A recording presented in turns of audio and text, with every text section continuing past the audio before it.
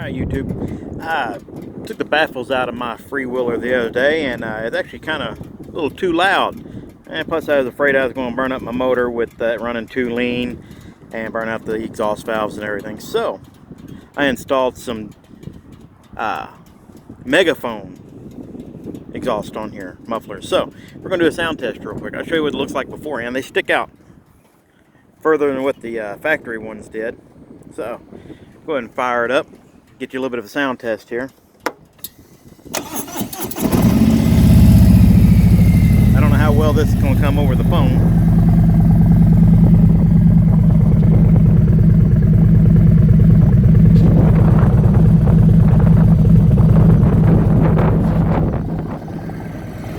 Now we'll hold it back there and give a couple revs on it.